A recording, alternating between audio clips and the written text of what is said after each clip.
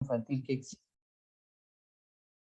Como dijo Magola al inicio, digamos, la postura que tienen, lo que en el módulo se llama los consensos internacionales y nacionales, es decir, la postura que está contenida en las convenciones, en los convenios internacionales y también en la normatividad nacional, no es una postura única, ¿no?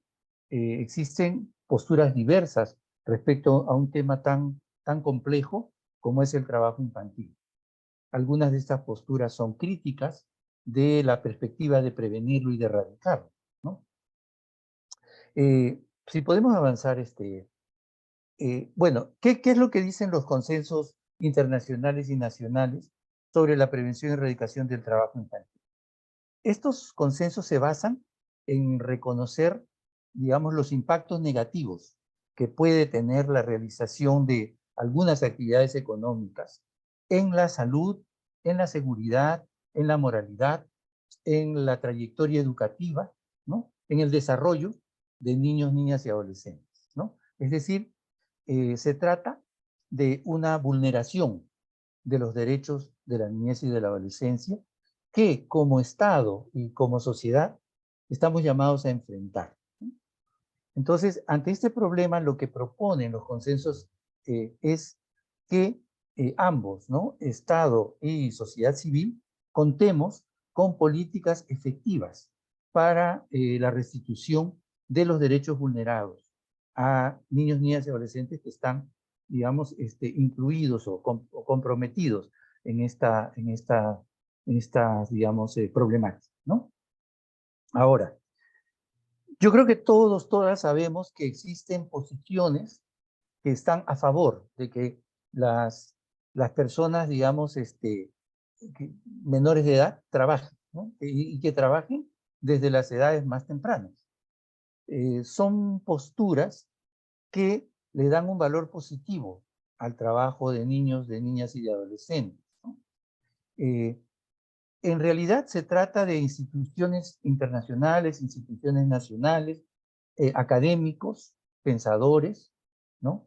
Que alientan, de un lado, alientan a organizaciones, a movimientos de niños, niñas y adolescentes que trabajan, los llamados movimientos NATS, ¿no?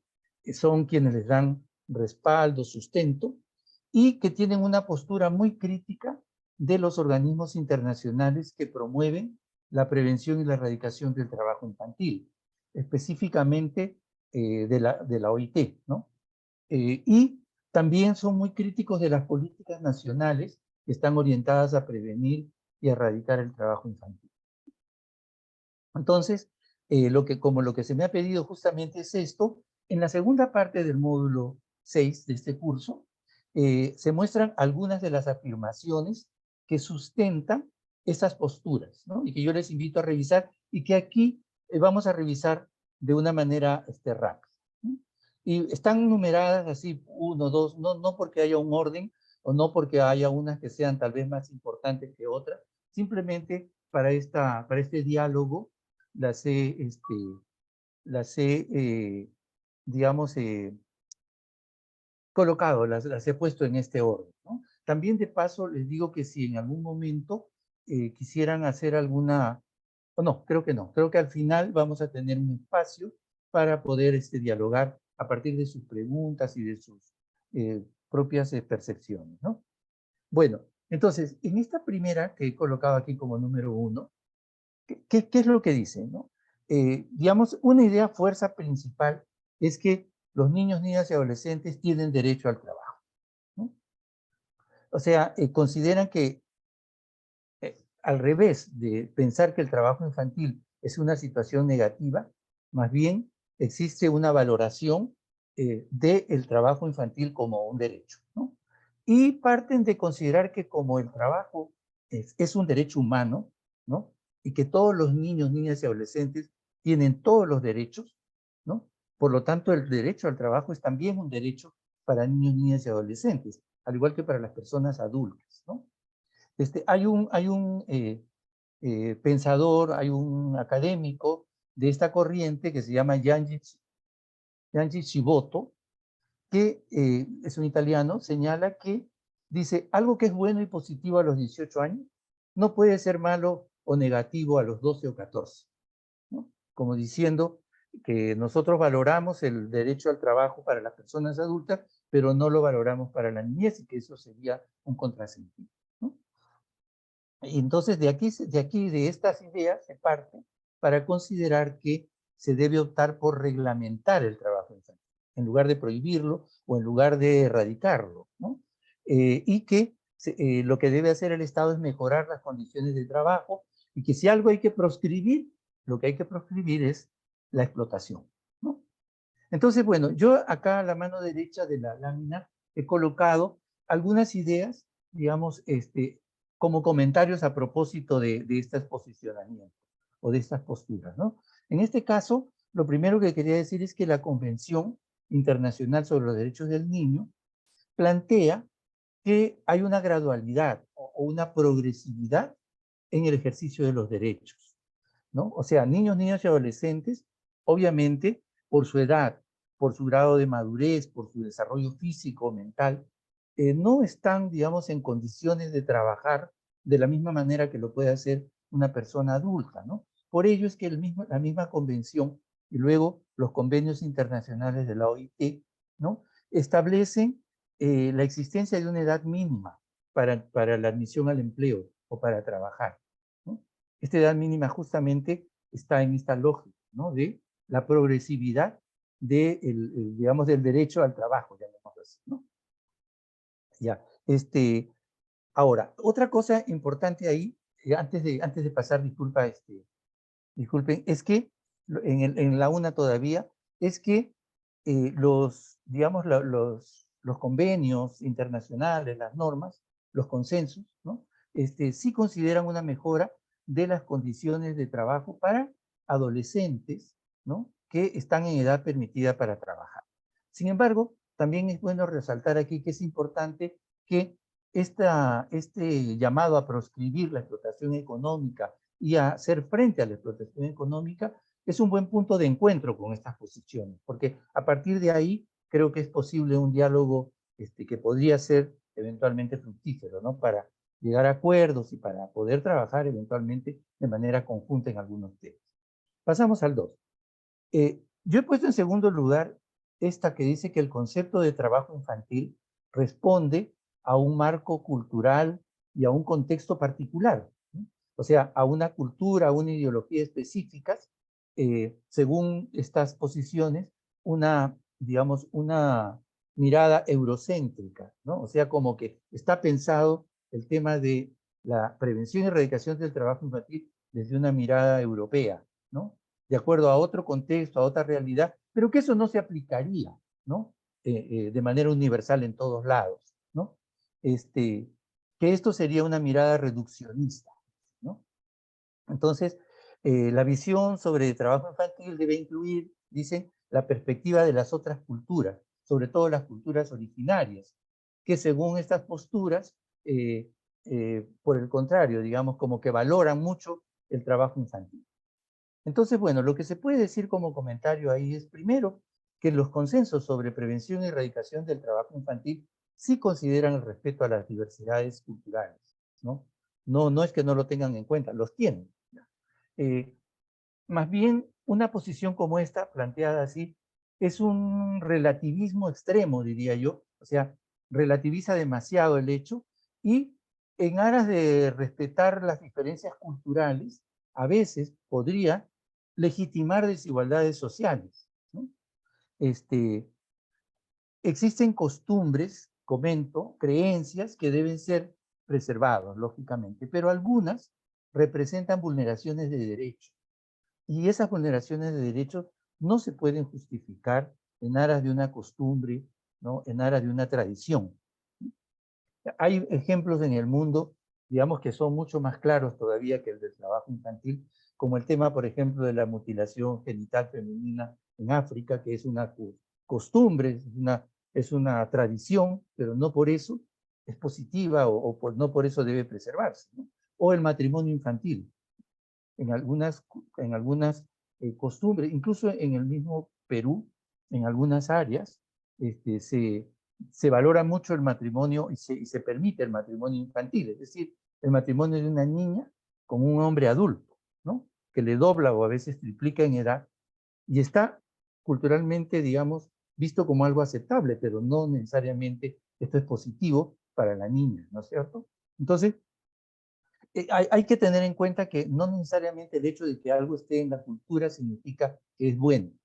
De todas maneras, yo creo que una cosa importante que señala el módulo, lo van a leer ahí, si no lo han leído, es que es posible que al momento de diseñar, de implementar o de evaluar las acciones políticas para prevenir y erradicar el trabajo infantil, ignoremos estas diferencias culturales e ideológicas que, digamos que tenemos que de alguna manera considerar, porque existe una enorme diversidad cultural en nuestro país, ¿no? Y el trabajo infantil está presente en zonas, digamos, también con culturas muy diversas, ¿no? Principalmente en las áreas rurales. Entonces creo que ese es un tema también a repensar. Un tercer punto que he puesto es este tema que también me parece importante conocer y discutir y analizar. Y es que estas posturas señalan que la prevención y la erradicación del trabajo infantil es una estigmatización a los niños, niñas y adolescentes que trabajan, ¿no? ¿Por qué? Porque enfatiza el carácter negativo del trabajo infantil. Esto es bastante sensible además, porque yo recuerdo cuando se realizó la marcha global contra el trabajo infantil, ¿no? De manera física, yo recuerdo que estas posturas nos decían que nosotros queremos erradicar a los niños, niñas y adolescentes que trabajan. O sea, no que queremos erradicar el trabajo infantil, sino que queremos erradicar a los niños, ¿no? Y entonces es una acusación de que casi de que este, este, hubiéramos estado en contra de los niños y de las niñas, ¿no? Todo lo contrario, lo que busca la prevención y erradicación del trabajo infantil a partir de un enfoque de derechos es precisamente restituir los derechos que les son vulnerados, ¿no? O sea, lo que busca la prevención y erradicación del trabajo infantil no es atacar a los niños y a las niñas, es todo lo contrario, es defender a los niños y a las niñas de una situación en la que no les corresponde estar, ¿cierto? Ahora, a partir de esto, a partir de esta idea, estas posturas dicen que no se les reconoce a los niños y a las niñas como actores sociales, que se les niega su participación política, ¿no? Por ejemplo, un pensador que es, digamos, uno de los ideólogos más importantes de estos pensamientos, que es Alejandro Kusianovich, dice que la niñez trabajadora es el sector paradigmático de la niñez. O sea, es algo así como el sector emblemático, el sector que mejor representa a la niñez trabajadora, según él. ¿Por qué? Porque, bueno, la niñez trabajadora, digamos, tiene un rol social, tiene un rol económico, algo así como tiene un rol más o menos similar al de las personas adultas. Y como, digamos, y desde una perspectiva, digamos, de lucha contra el adultocentrismo, el adultocentrismo, ¿no? Señala que está bien, ¿no? Que los niños, las niñas sean actores económicos, etcétera, ¿no? Entonces, incluso señala Kusianovich que la convención en algunos temas es adultocéntrica, ¿no? Y es crítico de la Convención Internacional sobre los Derechos del Niño. Ahora, el comentario es que yo pienso que los niños, niñas y adolescentes no necesitan trabajar para que se les reconozca como sujetos sociales y para tener una mayor participación social. Todos los niños, niñas y adolescentes tienen el derecho a participar y no tendrían que tener que trabajar para convertirse en sujetos sociales, ¿no? La actoría social de niños, niñas y adolescentes debe partir de su empoderamiento como sujetos de derechos.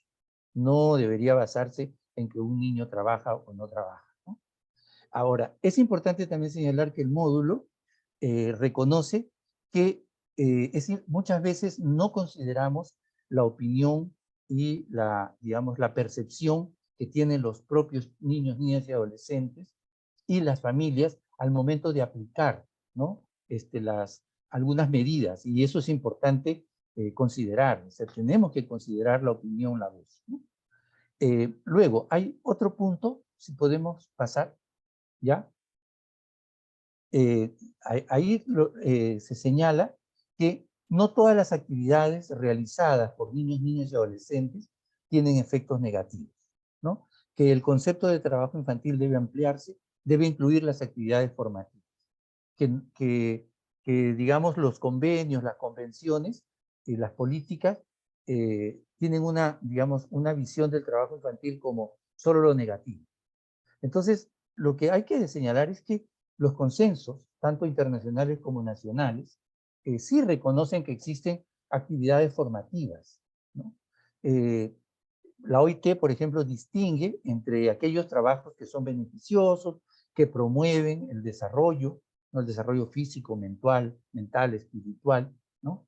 Que no interrumpen la escolaridad, y esas actividades económicas, esos trabajos, son formativos positivos, ¿ya? Pero estos también, digamos, los los diferencia de aquellas actividades laborales que son claramente nocivas. O sea, esto de que no se consideran aquellas actividades que son formativas no es tan cierto, ¿no?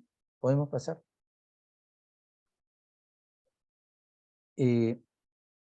No existe incompatibilidad entre el trabajo y la escuela, ¿no? El trabajo puede aportar conocimientos, puede desarrollar habilidades. Esta es una idea que desde nuestro punto de vista no se basa, o en todo caso no recoge bien, diversos estudios que muestran que la combinación entre trabajo infantil y escuela es perjudicial para el proceso de aprendizaje y para toda la trayectoria educativa, ¿no?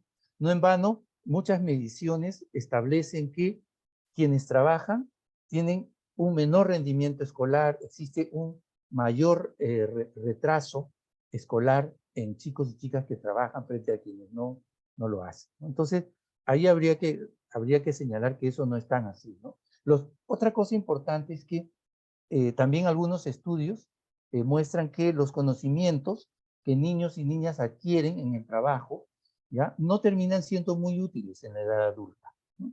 Tampoco les preparan para acceder a mejores empleos en la adultez. Sí hay procesos de aprendizaje, lógicamente. En toda actividad humana existen procesos de aprendizaje. Los niños y las niñas aprenden cosas cuando trabajan, pero, digamos, no son aprendizajes que puedan reemplazar de ninguna manera el aprendizaje escolar, y menos aún, digamos, la educación técnica o superior, ¿no? Bueno, entonces, de todas maneras, lo que hay que señalar aquí, y quiero aquí, traigo esta diapositiva que es del propio curso, y es que hay que resaltar que los debates, las críticas, ¿no? Permiten que podamos repensar y que podamos analizar mejor las cosas, que podamos perfilar mejor los planteamientos que tenemos para prevenir y para erradicar el trabajo infantil, ¿no? Entonces, es importante este debate. No es desdeñable, no es que no sea, digamos, bueno que podamos tener estos tipos de debate, porque nos ayudan a profundizar, a complejizar y también a encontrar aquellos vacíos o aquellos aspectos que tienen que ser mejorados, porque todo es mejorable y perfectible, ¿no? ¿Podemos continuar, por favor? En el módulo se resaltan dos elementos que de alguna manera también yo los he ido señalando, y es estos dos puntos, ¿no? Por ejemplo, que son positivos a partir de este debate. Uno es que tenemos que incorporar las visiones culturales diversas, ¿no? Sobre trabajo infantil, sobre infancia, ¿no? Sobre trabajo mismo, y que esto no debemos descuidar, ¿no? Sobre todo esto es muy relevante, digamos, en el enfrentamiento al trabajo infantil en la agricultura o en el área rural. Y el otro aspecto es que los niños, niñas y adolescentes y sus familias, ¿no? Como sujetos de las políticas públicas y de las intervenciones, tienen que ser considerados. Su voz debe ser escuchada, ¿no? ¿Por qué? Porque esto nos va a permitir que, además, no solamente que la política sea, digamos, apropiada, sino que también sea eficaz y sea aplicable, ¿no? Tengo un par de láminas más, creo, permítame, o una más, sí. Y es que quería algo que en el módulo no está señalado de una manera explícita, pero creo que es importante decir que no todas las personas que están a favor de que los niños, las niñas, los adolescentes trabajen, son instituciones o son académicos que tienen una postura crítica, digamos, a partir de una reflexión teórica, ¿no? Hay quienes consideran, por ejemplo, ¿no? Y eso en la práctica nos debemos haber topado, yo me he tocado personalmente muchas veces, que hay personas que dicen, sí, está muy bien, ¿no? Hay que erradicar el trabajo infantil porque es negativo, ¿no? Pero lamentablemente vivimos en un mundo en que no se puede hacer nada frente a un fenómeno como este, ¿no? Que es tan complicado, ¿no? Los niños y las niñas, desgraciadamente, pues por ser pobres, no les queda más que trabajar, pues tienen que trabajar, porque si no, no van a poder subsistir. Entonces, hay una visión, entonces, no necesariamente contraria, teóricamente, a la prevención y a la erradicación del trabajo infantil, pero sí en la práctica, digamos, conformista, pesimista respecto a que no se puede hacer nada, y eso los lleva a concluir que lo que se debe hacer es protegerles para que puedan trabajar sin riesgo, ¿no? Y en eso coinciden sí con las posturas que acabamos de ver, como que no hay otra cosa que dejar que sigan trabajando, no podemos hacer nada, mientras sean pobres, pues van a seguir trabajando. Entonces, esa es una postura que también existe. Y lo otro que también creo que es importante considerar es que hay muchas personas que por su propia experiencia, ¿no? Consideran que el trabajo desde niños o desde niñas es formativo, ¿no? Que consideran que así les criaron sus padres, ¿no? Que trabajar no les hizo mal, que ahora ellos se sienten que son personas, digamos, de bien, ¿no? Que trabajaron en la niñez y eso les ayudó a ser una persona más ordenada, que valoró el trabajo, que aprendió a valorar el dinero, aprendió a valorar el esfuerzo que hacían sus padres, no se hicieron ociosos. O sea, hay una serie de ideas alrededor de que es positivo el trabajo, ¿no? Tiene que ver, como digo, con esta experiencia propia, pero yo creo que es importante, eh, por ejemplo, cuando nosotros hemos hecho algunas intervenciones con padres y madres de familia para hablar sobre este tema, muchas veces hemos visto que padres y madres tenían esta percepción porque no habían reflexionado lo suficiente respecto a lo que en realidad había significado la experiencia de haber tenido que estar en una situación de trabajo infantil en la niñez, ¿no? Y muchas veces, después de una reflexión incluso sobre su propia vida, han cambiado, ¿no? Su punto de vista al respecto. Bueno, la pregunta que les hago es, ¿qué piensan ustedes, ¿no? Al respecto? Ahí está, ahí llevo. Muchísimas gracias, Isaac. Gracias por tan didáctica presentación. Es, creo que bastante ilustrativo y estoy segura va a apoyar a todos los participantes, a todas las personas participantes en entender mejor en torno a qué gira el debate. Creo que tu exposición nos ha dejado bastante claro cuáles son los puntos críticos, digamos, de las posturas que favorecen el trabajo infantil, pero también y sobre todo, y bien interesante, cuáles pueden ser los puntos de encuentro, ¿no es cierto? Los puntos de encuentro en torno de evitar la explotación de los niños y de las niñas, de incorporar los elementos culturales en las políticas públicas, la centralidad de los niños como sujetos y actores en las políticas públicas, reconocer su autoría. Y claro, hay disensos y cosas que seguramente no vamos a estar todos de acuerdo, como por ejemplo que el trabajo infantil no choca con la escuela y que no hay ningún problema, ¿no? O que estar de acuerdo en la posición de prevenir y erradicar el trabajo infantil, pues no hay mucho que hacer por la situación de pobreza de las familias o porque culturalmente así ha venido haciendo desde tiempos inmemoriales. Gracias, Isaac, súper claro. Vi que había una manito levantada por ahí. Si tienen preguntas, les aliento a escribirlas por el chat. Es muy difícil dar la palabra en un panel tan grande. Tenemos más de 50 personas presentes en la sala. Dado que nos acompaña ya nuestra colega, la doctora Cecilia Tello, del Ministerio de Trabajo, me voy a permitir volverla a presentar, aunque no necesita presentación muy larga, porque creo que todos la conocemos. Gracias, Ceci, por estar acá, a pesar de los días ajetreados que te toca, al asumir nuevamente la dirección de Derechos Fundamentales, Seguridad y Salud en el trabajo, del Ministerio de Trabajo. Te has dado el tiempo para acompañarnos nuevamente, para estar aquí y para hablarnos sobre la posición oficial del Estado peruano respecto de este debate que tan claramente Isaac nos ha colocado sobre la mesa. Si bien hay, ¿no es cierto?, algunos argumentos que ya Isaac los ha analizado en detalle, creo que hay que zanjar también la discusión desde el posicionamiento oficial del Estado peruano. Ceci, tenemos unos 15 a 20 minutos para que nos compartas, para que saludes obviamente a la audiencia y somos todo oídos. Bueno, muchísimas gracias, Magola, y muy contenta de haber tenido como antecesora a Isaac.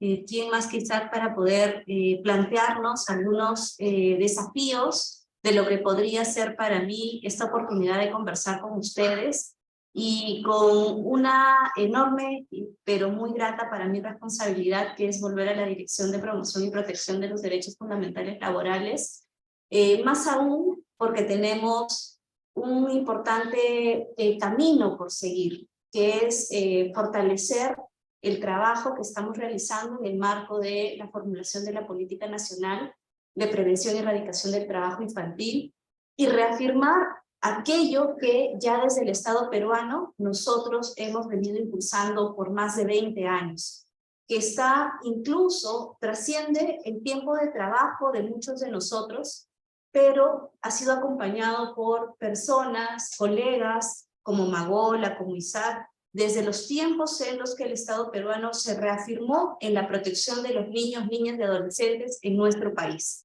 Por ejemplo, cuando estableció una edad mínima para el acceso al empleo. Y esta edad mínima de acceso al empleo, ¿dónde la podemos visibilizar? A mí me gustaría que quizás ahora alguno de los colegas que nos están acompañando de regiones nos puedan colocar en el chat rápidamente en qué documento normativo nosotros encontramos la edad mínima de acceso al empleo para los y las adolescentes. No sé si alguno se anima, yo voy a abrir el chat para mirar y leerlo, y a partir de eso creo que podemos seguir con el diálogo a nivel de lo que institucionalmente, no el Ministerio de Trabajo, no las organizaciones sociales que protegen y tienen una visión de protección de los niños, no el Ministerio únicamente de la Mujer, sino el Estado. ¿Y quiénes somos el Estado? Somos los poderes públicos que están vinculados al Poder Ejecutivo, que son los sectores, son también el Poder Legislativo, y es el Poder Judicial también que hace valer estos derechos y estas disposiciones. Y como bien señala Claudia, el convenio 138, que es vigente para nuestro país, es el marco de referencia para lo que señala luego María Antonieta, Eli Ponce, Esther, ¿no?, que también señala a nivel del Código de los Niños, Niñas y Adolescentes. En el Código es donde se establece la edad mínima que para el Estado peruano puede tener una persona para acceder a una actividad económica. Sin embargo, dado que estas actividades económicas también se establecen dentro de los márgenes de la peligrosidad, también se dispone a través de una disposición que se contempla dentro del Código de Niños y Adolescentes, que como ejecutivo podamos normar y proponer un listado que identifique las actividades peligrosas donde no pueden trabajar por más que tengan edad mínima los y las adolescentes. Además, un tema controversial que existe dentro del código, que es permitido también a partir del convenio 138, son los trabajos ligeros, que no está adecuadamente definido, que es un reto para los gestores, los actores de política pública, que somos nosotros, que son ustedes, que podamos darle contenido a lo que es el trabajo ligero. Para mí, muy difícil de regular. Para mí, muy difícil de identificar y establecer una línea clara respecto de tantos grises que se puede entender bajo lo que podamos definir o entender por un trabajo ligero. Pero sí existe normas claras a nivel del Estado que establecen límites respecto de el acceso a las actividades económicas que son los 14 años. Por excepción, los trabajos ligeros. Pero además de eso, existe un marco regulatorio que también establece que para el acceso al trabajo necesitamos una autorización. Y una autorización de trabajo que no es una barrera, sino más bien es un mecanismo de protección para que se evalúe el tipo de trabajo que va a desarrollar esta persona de 14 años y además de eso se identifique si esta persona con ese trabajo no va a interferir en sus horas de estudio, que es lo más importante que tiene un ser humano en desarrollo. Y es allí donde una de las posiciones que se encuentran dentro de la esfera de la opinión pública, que son importantes porque, como bien hemos mencionado, parte del proceso de este curso de formación está ligado a establecer canales de comunicación para llevar a asegurar y garantizar el diálogo social. ¿Y por qué es tan importante garantizar el diálogo social en el marco del trabajo infantil y reconociendo un marco normativo que nosotros ya tenemos? ¿Por qué es importante? Porque de esa manera vamos a seguir comprometiendo a la sociedad. Y la sociedad va a sentir que sabiendo que existe un marco normativo, pero que existen posiciones distintas frente a este problema público, que así lo hemos definido nosotros como Estado, entonces lo que vamos a tener es no solamente un reconocimiento frente a estas quizás posturas distintas, pero vamos a tener el ejercicio y la capacidad de encontrar los puntos de encuentro. Aquello que en su momento ya mencionaba Isaac, que son para nosotros desafíos, como desde las visiones más rurales de los pueblos originarios, podemos incorporar visiones culturales respecto del trabajo de la infancia o el trabajo infantil, como tal vez a este tipo de actividades que realizan los niños y los adolescentes se puede identificar límites y también darle el debido posicionamiento respecto de lo que significa la transferencia de conocimientos, los saberes milenarios. Y es allí, en esa esfera, que la visión, el enfoque intercultural es tan importante para poder fortalecer no solamente el cumplimiento de la ley, sino también el diálogo que podamos tener a nivel de escucha activa, que nos haga respetar la posición del otro, pero enmarcar esa posición dentro de lo que es posible, dentro de lo que la norma nos ha establecido como parámetros para proteger a los niños, niñas y adolescentes. Además de eso, también establecer con claridad, y ya el Estado también lo ha establecido en la política nacional que protege a la niñez y a la adolescencia, que está vinculado directamente a lo que nosotros reconocemos que los niños por sí mismos y más allá de la edad que inicia la adultez, son sujetos de derecho y se encuentran en capacidad también de poder ejercer sus derechos en el marco de la edad y el progreso de su crecimiento. Y en este ejercicio y goce de derechos es fundamentalmente el ejercicio y el goce del derecho a la educación, el derecho a disfrutar del tiempo libre, el derecho de poder disfrutar del tiempo de ocio para poder conocer y desarrollar sus propias competencias que finalmente lo lleven a definir un proyecto de vida que esté ligado a sus capacidades. Porque una persona que no se conoce va a llegar a los 16, a los 17, a los 18 años sin saber finalmente qué va a decidir como proyecto de vida. Y en ese marco perdemos a muchos jóvenes que sigan educación superior, ya sea técnica especializada o universitaria. Y terminamos teniendo una gran masa de personas que terminan siendo vulnerables debido a todas estas dificultades que hemos tenido en su proceso formativo.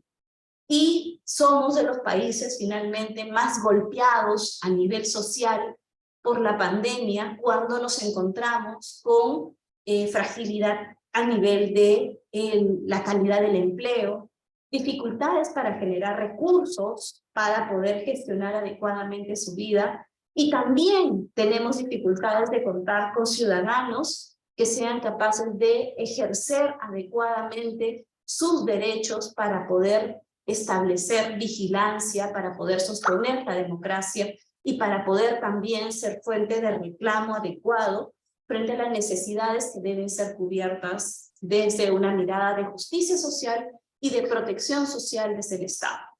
Entonces, y en esa mirada, cuando hablamos de ciudadanos de esta naturaleza, estamos hablando, como bien resalta María Elena, también a los migrantes, porque recibimos migrantes que son parte de una sociedad donde también debemos seguramente compartir, porque los convenios de la Organización Internacional y sobre todo los de trabajo infantil están reconocidos en la gran cantidad de países que son parte del sistema de Naciones Unidas. Entonces, continuando con esta lógica que hemos venido desarrollando, nosotros como Estado peruano y rectores, en este caso el Ministerio de Trabajo y Promoción del Empleo, de la protección y de plantearnos mecanismos para erradicar el trabajo infantil, definimos que reconocemos el acceso al empleo a partir de los 14 años. Sin embargo, nos encontramos en un proceso particular que significa el planteamiento de la modificación del Código de los Niños y Adolescentes. Y dentro del capítulo de trabajo adolescente. Y dentro de este capítulo, uno de los aspectos que estamos proponiendo modificar es elevar la edad mínima de acceso al empleo a 15 años. ¿Y por qué razón? Porque estamos convencidos que como país tenemos que establecer el estándar que recomienda la Organización Internacional del Trabajo para poder continuar de manera coherente en los esfuerzos que estamos siguiendo desde las políticas públicas que impulsa el Poder Ejecutivo, desde la mirada que ya vigila a través de la aceptación y la sumisión de los convenios fundamentales vinculados a la prevención y erradicación del trabajo infantil y sus peores formas, desde que son vigentes y fueron así aprobados en el legislativo, y desde la mirada también que se tiene que tener de protección a la niñez desde el Poder Ejecutivo, desde el Poder Judicial, frente a los procesos que puedan vulnerar su seguridad, como por ejemplo, temas vinculados a la trata, al trabajo forzoso, y a otras circunstancias que los puedan poner en peligro a los niños. Entonces, de esa manera coherente, es que nosotros también consideramos que elevar el nivel de edad para la protección y garantizar de esa manera la continuidad en el desarrollo en sus estudios de los niños, niñas y adolescentes, constituye una forma sostenida de respuesta adecuada del Estado respecto de los compromisos que hemos asumido a nivel internacional con relación a los convenios fundamentales. Cada realidad a nivel mundial es distinta. Nosotros, como país, hemos recibido ya una pauta internacional que se estableció a través de los convenios vinculados a establecer la edad mínima, que es el convenio 138 y el convenio 182 respecto de las peores formas de trabajo infantil. Y con relación a estos dos convenios que a nivel de la Organización Internacional del Trabajo se consolidaron luego de largos procesos de estudio y de acuerdos que están vinculados y asociados también al trabajo infantil, se tiene un precedente importante que visibilizó la necesidad de proteger y limitar el trabajo de los niños, niñas y adolescentes. Y que en una de las exposiciones que tuve el gusto también de compartir con ustedes, lo traje a colación. Y el punto de inflexión de esta, y que gatilla la necesidad de regular la protección a los niños, niñas y adolescentes, es la revolución industrial, que se vivió de manera intensa en los países de Europa, de Norteamérica, donde el desarrollo industrial de fábricas se dio de manera impresionante, que generó la salida de las poblaciones rurales hacia la ciudad para poder continuar y buscar el sustento que ya a nivel del campo no lo tenían. Y sus proles, que finalmente son parte del uso que se da a nivel de las organizaciones sindicales, el proletariado que se establece dentro de estas concepciones a nivel de las teorías políticas, son los hijos, estas proles, el proletariado son los hijos, los niños que entraban a trabajar en las fábricas y a nivel de riesgo terminaban en muchos casos mutilados, en muchos casos morían, intoxicados y con graves deformaciones en su cuerpo. Y frente a esta realidad es que se comienzan a plantear mecanismos de derechos laborales para proteger a los niños, que terminan finalmente desembocando en el establecer prohibiciones concretas, porque se da dentro de ese proceso de análisis también la construcción de los estados de bienestar que comienzan a privilegiar la protección del ser humano, su desarrollo humano, y sobre ello centrado en la formación educativa. Nuestro país tiene un proceso distinto, casi más o menos 70, 73 años de los procesos de migración que se dieron a nivel de la parte rural hacia las zonas de la costa, no necesariamente por una explosión a nivel de desarrollo industrial del país, sino por distintas razones que comenzaron a establecer debido a la dificultad de acceso a la tierra, por la acumulación de tierras, por las dificultades de acceso al agua, y vinieron a buscar trabajos precarios, no solamente sus padres, sino también los niños, niñas, pero sin embargo, esta situación que se plantea de esa manera para nuestro país no generó un impacto en reducir el trabajo infantil a nivel familiar en las zonas agrícolas y rurales en nuestro país. Y es por eso que la caracterización del trabajo infantil en países que se encuentran en desarrollo, por ejemplo, como es en el caso de nosotros y en algunos otros países de Latinoamérica o en África, prevalece sobre todo el trabajo infantil en las zonas rurales. Por lo tanto, bajo esa lógica, nosotros nos encontramos en un contexto en el que tenemos, frente a estas visiones milenarias que mencionaba Isaac, y que se plantean como desafíos para poder incorporarlas dentro de las políticas públicas, para poder no prohibirlas, sino regularlas, limitarlas, darles forma, y de esa manera tener la posibilidad de proteger en ese contexto a los niños, niñas y adolescentes.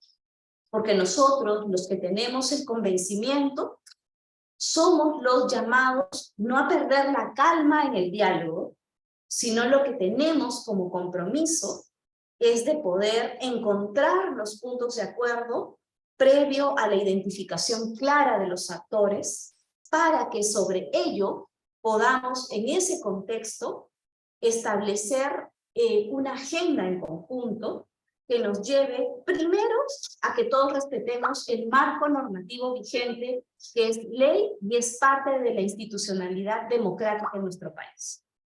Y segundo, identificando esa agenda, trabajar para que en una construcción conjunta tengamos la oportunidad de tener resultados positivos de protección para nuestros niños, niñas y adolescentes. Y en ese contexto podemos también establecer como otros desafíos, por ejemplo, frente a la norma que es general, algunos puntos que son particulares y que en su momento lo hemos debatido, hemos conversado con distintos compañeros que estamos en esta ruta de mirada de protección, que están, por ejemplo, vinculados a qué hacemos con las adolescentes que terminan el colegio a los 16 años y necesitan acceder a trabajar, y tenemos algunas normas específicas que ya prohíben de manera general el trabajo a partir de los 18 años que se vuelve permitido. O por ejemplo, ¿cómo hacemos con relación a los adolescentes y las adolescentes que ya son padres y tienen una responsabilidad respecto de sus hijos? ¿Cómo hacemos, por ejemplo, también con distinguir o establecer límites o definir si el trabajo doméstico no remunerado que recarga actividades en solo una persona del hogar, que pueda ser una niña, porque no existe un enfoque de género dentro de esta delimitación de tareas, constituye también trabajo infantil y sobre todo una barrera para el desarrollo de estas niñas. Como hacemos también en el caso, por ejemplo, de los niños autistas, y cómo establecer los límites para que finalmente estos niños puedan no solamente privilegiar su talento, sino también equilibrar ese talento que seguramente nos acompañará durante toda su vida, con también disfrutar de la etapa más maravillosa que seguramente ustedes, como yo, coinciden, que es la niñez y la adolescencia. Entonces, frente a eso tenemos un infinito de retos, de incorporar el enfoque intercultural para poder delimitar lo que es trabajo infantil, peores formas de trabajo infantil, con lo que constituye la transferencia de conocimientos y esta necesidad importante que tenemos de sostener también nuestra parte cultural milenaria y que pueda ser transmitida de generación en generación. Pero que esta posición no constituya un abuso y una limitación en el disfrute al derecho a la educación, a la salud, al bienestar de los niños, niñas y adolescentes. Magola, creo que ya me excedí de tiempo, pero... Pero fuiste contestando algunas preguntas también, Ceci, muchísimas gracias. Sabíamos que este tema iba a generar debate y discusión y nos encanta y estamos contentos con eso. Entonces, nos vamos a tomar unos minutos más porque tenemos un montón de preguntas. Algunas me las han mandado directamente a mí, porque como yo puse, pongan sus preguntas. Otras están puestas en el chat. Tratando de organizar la cantidad de comentarios y de preguntas, quisiera empezar, Ceci, contigo. Hay algunos comentarios, ¿no? Y también algunas, digamos, que nos piden qué será mejor de hacer o esto o lo otro. Voy a tratar de sistematizarlas. A ver, hay dos en relación a, bueno, ¿y cuál es el posicionamiento respecto de los niños artistas? Y si es pertinente que el tema de los jóvenes deportistas, por ejemplo, los adolescentes, ¿será que pueden firmar un contrato ellos mismos para jugar al fútbol? Hay esas dos específicas, Ceci, te las dejo planteadas, pero quisiera también mirar dos más. Nos comenta uno de los participantes, voy a poner en el chat porque es bien largo su comentario, pero tiene que ver con el procedimiento de autorización, ¿no es cierto? Y entonces, para tratar de resumir, básicamente nos dice, ¿no será que hay un mecanismo más expedito al actual procedimiento de autorización del trabajo adolescente? Porque ahorita se demora 15 días hábiles. Entonces, si es que hay un niño, un adolescente, en otro comentario lo ponía, si hay un adolescente que está en una actividad permitida, pero no tiene permiso de trabajo y entonces de todas maneras se lo retira del trabajo, ¿no será esto más contraproducente que apoyo? Entonces tenemos la de los niños artistas, la de los adolescentes deportistas, la del procedimiento de autorización del trabajo. Nos piden una recomendación, Ceci, nos dice, en las orientaciones que nosotros hacemos, sabiendo que hay lo del trabajo ligero, ¿qué nos recomiendan hacer? ¿Es mejor promover que el trabajo puede venir desde los 12 años o será mejor que se difunda la edad mínima de 14 años? Esa es una solicitud de orientación específica. Y hay otra, la última en esta tanda para luego pasar a Isaac, es en relación al trabajo ligero que tú ya la notaste como una de las debilidades, ¿no es cierto? No está regulado, es de difícil regulación, pero nos piden si es que tendrás tal vez un ejemplo de trabajo ligero para poder entenderlo mejor. Viste que eran un montón, entonces ahora sí te dejo. Estás muteada, estás muteada. Ya estoy, creo. Sí, ¿no? Sí. Bueno, con relación voy a empezar por la parte de la edad mínima. Los 12 años es una excepción que está vinculada a considerar en algunos casos trabajos ligeros. Pero para el Estado peruano, y entendiendo el espíritu normativo, vamos a entender que la edad mínima vigente a la fecha son los 14 años, y sobre eso vamos a establecer los puntos de difusión. Debe plantearse, por ejemplo, alguna solicitud para poder autorizar el trabajo ligero, que puede ser, por ejemplo, un niño que puede ayudar en recibir el pago en una pequeña bodega, que podría, y que esto no constituya más de las 4 horas de trabajo que se puedan dar dentro de este contexto. Entonces, eso podría, en este caso, configurar como una posibilidad de trabajo ligero. Sin embargo, es muy difícil de delimitar, porque un niño que se encuentre únicamente establecido en funciones para recibir y cobrar dentro de una pequeña tienda, quizás en algún momento se le diga ayuda a mover unas cajas, traslada estos paquetes que acaban de llegar, o comienza a guardarlos y tiene que subir en alguna escalera, y finalmente puede terminar o manipulando alguna de las máquinas que congelan las bebidas que se puedan ofrecer, y termine siendo finalmente un riesgo para ese niño. Entonces, es difícil de delimitar porque no solamente es la naturaleza de la función, sino también es el contexto. Y en el contexto encontramos allí ya la cantidad de grises que terminan por difuminar esta línea que podríamos redondear como un trabajo ligero.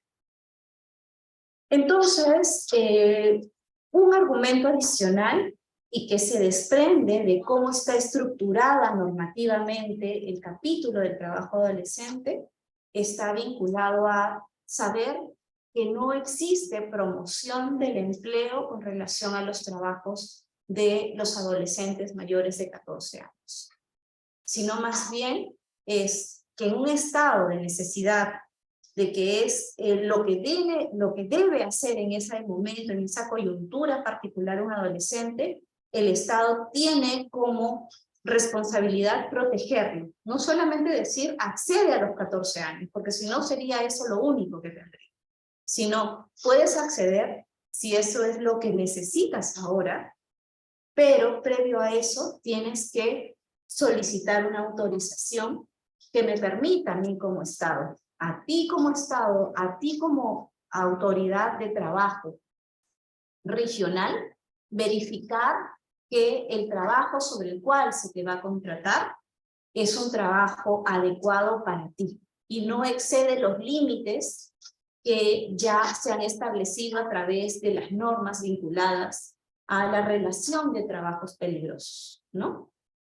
Cuando mencionaba nuestro colega con relación a la tasa de informalidad y la gran brecha que existe respecto del trabajo adolescente y las autorizaciones de trabajo adolescente, y cómo hacemos para ir reduciendo, simplificando, facilitando, accediendo mucho más a este trámite, recordar que este proceso ya ha sido actualizado en el año 2020 y ha pasado por un análisis de calidad regulatoria que ha reducido cualquier barrera burocrática desde el enfoque que tenemos ahora como Estado peruano. Posiblemente, y lo voy a dejar anotado para poder conversarlo con los equipos, qué tanto impacto o qué tan positivo podría ser que tenga una aprobación inicial sujeta a verificación, ¿no? Entonces, que eso puede ser para nosotros también tal vez una oportunidad para alentar este proceso. Sin embargo, recordarles que el cumplimiento de las normas y la responsabilidad también de la difusión de estas están a cargo de los gobiernos subnacionales, que son los gobiernos, las gerencias, en este caso regionales, donde tienen no solamente la responsabilidad de implementar aquello que el gobierno central, a través del ente rector, que es el Ministerio de Trabajo, dispone, sino ustedes, como rectores dentro de la región, basados en los lineamientos técnicos del gobierno central, pueden liderar procesos mucho más importantes y adecuados para poder revertir estas importantes brechas que existen respecto de la formalización y el adecuado procedimiento para poder acceder a un trabajo protegido para adolescentes, ¿no? Con relación a los adolescentes que firman contratos de fútbol, yo entiendo, en este caso no conozco mucho las normas del derecho deportivo, pero sí a nivel general entiendo que los menores de edad están representados por sus padres. Y sus padres establecen condiciones para que estos niños menores de edad puedan desarrollarse tanto a nivel futbolístico, deportivo o en cualquier otra rama del deporte, bajo algunas consideraciones que le permitan, al momento de que puedan estos chicos competir a nivel profesional dentro de estas grandes marcas que son clubes, ¿no? Que finalmente generan y ganan una serie de recursos respecto del talento de estos adolescentes que han sido formados para estas grandes competencias internacionales a nivel de clubes, a nivel de las selecciones nacionales, etcétera, ¿no? Y donde se establecen distintos mecanismos, pero representados por sus padres, ¿no? Luego, con relación a los adolescentes artistas o los niños artistas, existe la norma para poder identificar estas cualidades y para que puedan incluso tener la oportunidad de poder plantear nuevas alternativas a su formación académica y estudiantil. Sobre la cual ya existe una definición, una decisión, una sensibilización de parte de los padres, dado que estos niños y sus talentos los van a acompañar y les va a permitir generar recursos y bienestar a lo largo de su vida, ¿no? Ese es el enfoque. Y sobre el cual En algunos casos, parte también de la decisión de los padres y cómo observa este talento, pero también es necesario que a nivel de las autoridades de trabajo y donde lleguen estos casos se puedan identificar adecuadamente para buscar y recomendar el equilibrio necesario respecto de estas circunstancias, ¿no? Todos los casos no son iguales. Cuando nos tratamos sobre esto, regulamos sobre lo general, pero frente a un caso en concreto es necesario mirar todo el panorama que engloba la situación. No sé si ya respondí todas las preguntas. Sí, muchas gracias. Y gracias también a los participantes por promover el debate y ponernos a todos a pensar en cómo mejorar. Como decía Cecilia en su presentación, el Ministerio de Trabajo y quienes estamos involucrados en esta problemática sabemos que hay cosas perfectibles, cosas que mejorar. Como nos dice Rosita Capcha, el concepto de trabajo ligero es ambiguo, por ejemplo. ¿Qué hacemos con los adolescentes que ya son padres y madres? Son cosas perfectibles, mejorables y que hay que trabajarlas, o la misma autorización del trabajo que el colega Roosevelt no, me estaba escribiendo por interno y yo les ponía en el chat para todos.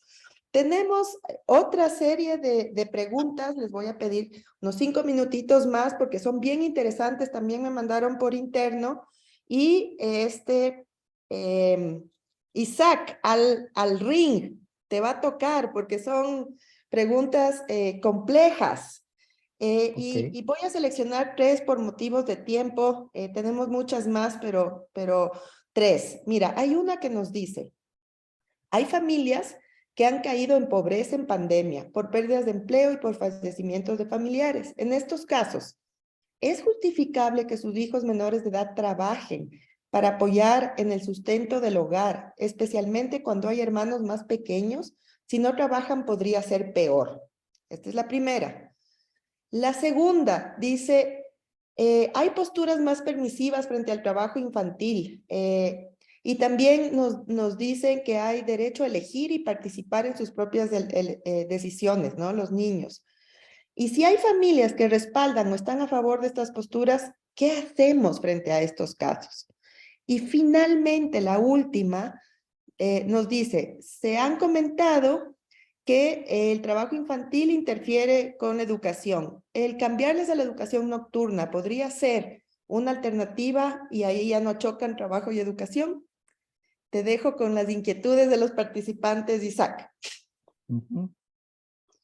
Ya, mire, en relación a la primera pregunta, esta que tiene que ver con si es justificable que por la situación de la pandemia y la pérdida de algún familiar proveedor, tenga que, digamos, se pueda acudir, ¿no?, a el trabajo de menores de edad. Bueno, utiliza la palabra menores de edad. Entonces, yo creo que en el tema de trabajo infantil y en las decisiones que se toman, y la política así lo establece, hay algunos elementos que hay que considerar claros, ¿no? Uno es la edad, ¿no? Y otro es el grado de peligrosidad de la actividad. Entonces, de manera general, yo no se podría responder porque si se trata de menores de edad, pero que están dentro de la edad mínima legal, es decir, son de 14 a más, sí es admisible, digamos, que puedan trabajar, pero siempre y cuando la actividad no sea peligrosa, siempre y cuando la actividad no impida digamos, el desarrollo, el desenvolvimiento escolar, perdón, ¿no? Ahora.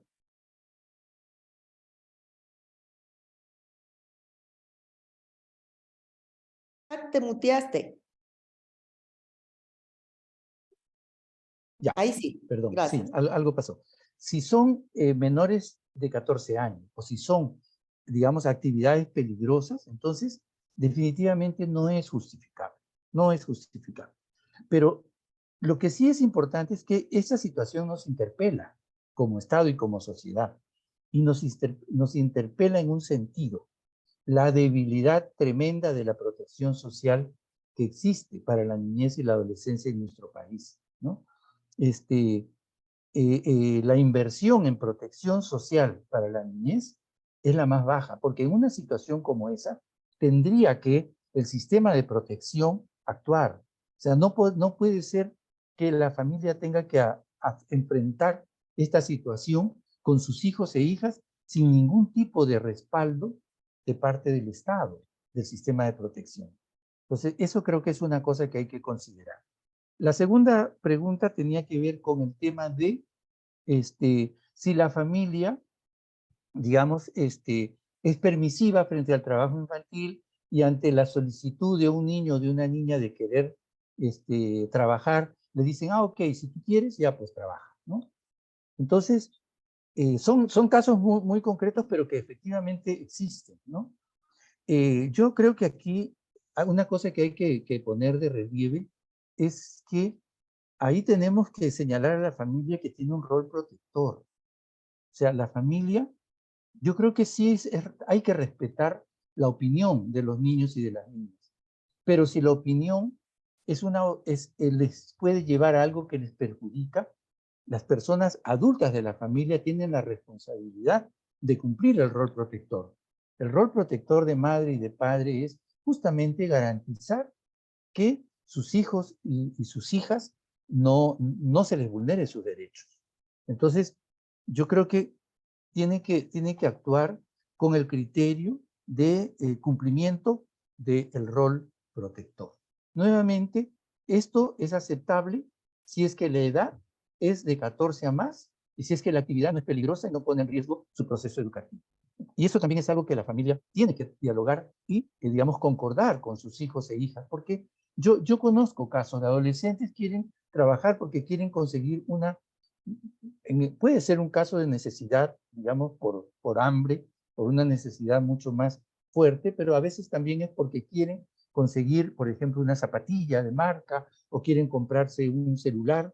Entonces, la familia tiene que razonar con el niño, la niña, con el adolescente o la adolescente, ¿no? Tiene que jugar el rol protector que le corresponde. Y las instituciones de protección, las instituciones en las que trabajamos, tenemos también el deber de acompañar ese tipo de decisiones si es que nos llega directamente a nosotros o a nosotros, ¿no? Finalmente, el tema de la EVA, de la educación básica alternativa, ¿no? Digamos, si la forma de evitar que el trabajo interfiera con la educación es que pase a la escuela nocturna, yo creo que eso ya es una interferencia digamos, con su proceso educativo, porque sabemos que primero, que la educación básica alternativa está pensada en personas jóvenes y adultos, ¿no? Por una realidad de que muchos niños, niñas se inscribían en la nocturna, el Ministerio de Educación ha establecido que la edad mínima para ingresar a la educación básica alternativa nocturna son los 14 años. Por debajo de 14 años de ninguna manera. A partir de 14 años también depende, ¿no? Pero lo que sí hay que tener en cuenta es que la educación nocturna, lamentablemente, no es una educación de calidad. Es una educación que tiene muchos déficits y probablemente en términos formativos el cambio hacia la educación nocturna va a representar una gran pérdida. Ahí el sistema educativo tiene, digamos, algunos vacíos que tendría que ver cómo los asume. Eso es lo que podría decir Magola y las personas que hicieron las preguntas, ¿no? Gracias. Muchísimas gracias, Isaac. Súper claras tus respuestas y las de Cecilia. Me siguen llegando mensajes directos al chat, pero son ya las 4:25 y tenemos que cerrar. Me comprometo a sistematizar, ¿no es cierto?, todas las preguntas que me han llegado directamente a través del chat del Zoom. Por ejemplo, hay una sobre la fiscalización en la pesca artesanal, ¿no?, que está bien interesante y que ahí nomás tendríamos todo un tema de debate adicional. Pero en honor al tiempo, yo me veo en la obligación lamentable de tener que cerrar el panel. No sin antes decirles que me da muchísimo gusto, Ceci e Isaac. Creo que este es uno de los paneles que más debate han generado. Sabíamos e intuíamos que iba a ser así porque es un tema candente y efectivamente ha generado muchísimo debate. Quizás podamos pensar en profundizar estos temas al final del módulo con algo adicional, porque les prometo que se me quedan muchísimas preguntas en el chat y la gente sigue comentando. Gracias por su participación, gracias Cecilia, gracias Isaac. Y yo quisiera darle el paso a nuestro colega Edixon del Ministerio de Trabajo, que siempre nos acompaña, para que nos haga la invitación al siguiente panel, la siguiente semana. Claro que sí, Manuela. Muchísimas gracias nuevamente por todo el apoyo, tanto a Isaac también, parte de nuestro invitado estrella, digámoslo así, también a la doctora Cecilia Tello. Sí, bueno, dándole nuevamente las felicitaciones y la bienvenida nuevamente a la dirección. Nada, nos encontramos entonces la semana que viene, el próximo jueves. Verifico aquí la fecha de todas maneras por si acaso, pero jueves 12. Sí, y de igual manera a las 3 de la tarde, donde vamos a tener el tema actores involucrados, actores relacionados con el trabajo infantil, el rol de estos actores. Entonces intentaremos tener un panel bastante interesante también.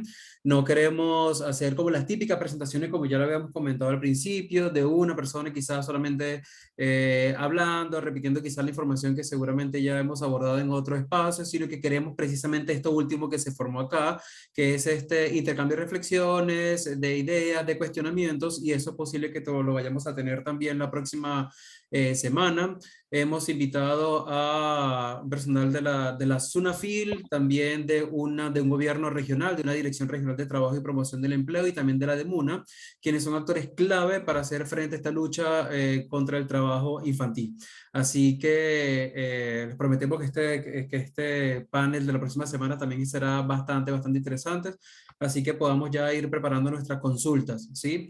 Invitamos, por supuesto, a repasar antes de esta sesión el módulo 7, ¿sí? Relacionado, como ya lo habíamos comentado, el rol de los actores involucrados en el manejo de la política pública, ¿no? Y nada, si tienen alguna consulta, algún comentario adicional, por supuesto sabemos que tenemos la herramienta allí, la vía, del correo formacioncrpt@gmail.com. Por allí, este correo, por supuesto, lo revisan las tutoras, tanto María Gloria Barreiro como Claudia Torres, y también parte del equipo del soporte técnico de la plataforma. Así que si tienen alguna consulta, algún inconveniente incluso, porque hay algunas personas que no han estado escribiendo por allí, que han tenido incluso algunos problemas para cargar las actividades finales, o que no se le abre alguna parte del módulo, por favor nos los comentan por allí. ¿Sí? Si se me está pasando algo también, me lo comentan ahí por el chat y lo resolvemos ahora. Habíamos dado un chance para colocarnos al día hasta el 27, 29 de diciembre al día con los módulos del 1 al 5. Esperamos que la mayoría ya haya aprovechado esa oportunidad. Hoy iniciamos entonces con la segunda etapa del curso, ya un poco más avanzada. Iniciamos con este debate súper interesante. Así que nada, nos encontramos entonces el próximo jueves y de aquí hasta final de mes. Me despido por ahora, quedando siempre con suma atención. Nuevamente, Isaac, doctora Cecilia, muchísimas gracias por la participación de hoy, por todos los comentarios y reflexiones que nos han dado, y Magola por la moderación de este espacio. Nada, queda a disposición. Un fuerte abrazo. Que estén bien, un gusto. Hasta el próximo jueves. Gracias. Saludos Cecilia. Todos. Hasta luego. Un gusto, Isaac. Un Muchas gusto. gracias. Gracias a todos y a todas. A ustedes. Chao.